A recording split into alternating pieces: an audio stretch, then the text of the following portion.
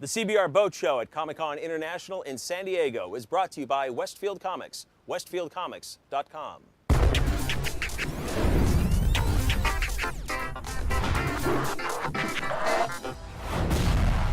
Hey everybody, this is Zachary Quinto.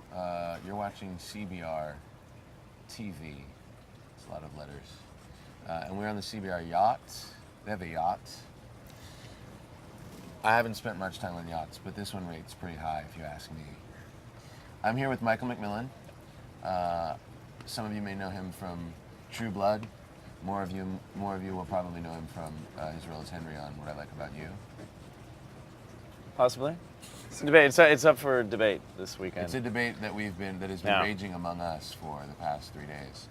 Michael is also, we're really lucky and excited to say, one of the writers of the comic books that we're here to talk about. To my left is Victor Quinaz. Hey, Victor. Hey, Zach. Victor's the other writer of the comic books that we're here to talk about. Let's start with Victor, because he's to my left and I'm left-handed. Victor, can you tell us a little bit about the comic book that you're writing for us and Before the Door Pictures in cooperation and conjunction and support with Archaia? It's called Mr. Murder is Dead. It's a graphic novel. Victor, what's the difference between a graphic novel and a comic book? Graphic novel is longer. Victor, do graphic novels generally get done in color or in black and white? Depends. Will yours be in color or black and white? It'll actually be in black and white. What? I love black and white together. Okay, for reals though. So Mr. Murder is Dead takes place in a world that is fueled by characters who are rooted in a sense of recession. Recession, ladies and gentlemen. Something we can all relate to, I believe, in this complicated and challenging time. And recession manifests itself in different ways for each of these characters, would you say? Yeah, absolutely. Right, and recession also manifests itself in the themes of and execution of the storytelling. Would you agree with that as well? Absolutely. Can you talk a little bit about that and the way that well, the recession in the storytelling would be in the fact that we're going to be using comic strips to be telling some of the flashbacks and the backstory of our main character. So basically a comic within the graphic novel. Mm-hmm. It's a two-for deal. A two-for deal. That's right. And then that allows the pasts and possibly the unrealized potential of these characters to manifest in a more vivid and colorful way, juxtaposed with the black and white world in which this graphic novel is actually being told. I couldn't have said it better. It's kind of really exciting and fascinating because things are folding in on itself and the characters are coming back around and telling stories that you might not have known existed based on the current state in which we find them. I'm really excited about it, and there's a parrot that can communicate and can feel and can think and talk. And that's exciting. It is exciting. Parrots live for a really long time. There's a parrot shop in Atwater Village that had an 85-year-old parrot in the window until it died. Michael McMillian to my right here, star of True Blood, which first of all, congratulations, because that's awesome. We all went to college together. I can't tell you how exciting it is to see these guys succeeding and being a part of their journey is really, really, seriously. And I don't want to take credit from Anna Paquin. She's a true star. Just I gave her the make sure Golden we're Globe. not. I don't want to confuse anybody. I handed it to her. Okay. I know that she's an award-winning actress. Yeah, I've met her too. Have you? I think Academy Award-winning actress. That's right. It's not too shabby.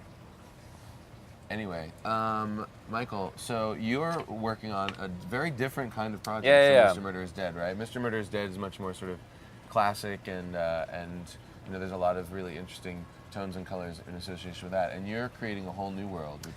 Yeah, I think so. It's sort of, Lucid takes place in a parallel universe where major world powers all have secret Black Ops agents that have magic powers. What? Yeah. And they're sort of running around behind the scenes and protecting our national interests and waging secret wars that the general public doesn't know about. Are you hearing this? It's pretty good. Yeah, it's good stuff. It's going to be sort of a combination of modern day action movies and action stories, spy movies, spy stories. One of my favorite things about this, so the main character in the story... Yeah, the main character in the story is this guy, Agent Matthew D. and he's our this world's president's go-to man.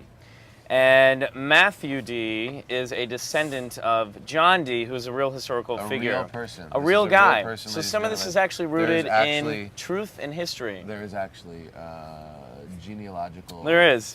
And John D was the court magician of Queen Elizabeth I. He was a mathematician, an astrologer, an alchemist, and he sort of was the guy who looked to the stars and looked to his magical abilities to help make the Queen make decisions and help defeat the Spanish Armada, according to his reputation.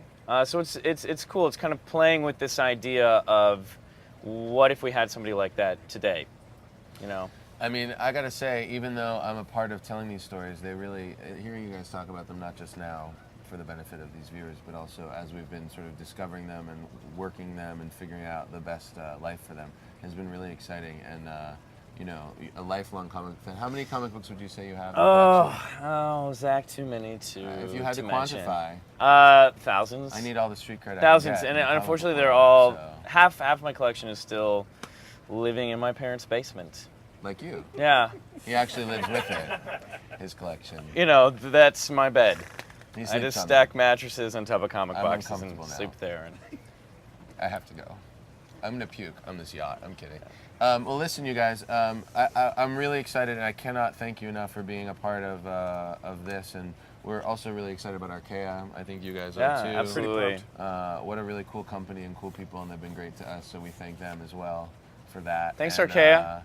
There's something else I wanted to say, but I can't remember what it was. So I guess for now we'll just say there's more to come and more stories to tell, and we look forward to sharing them and hope that you guys like them. So thank you.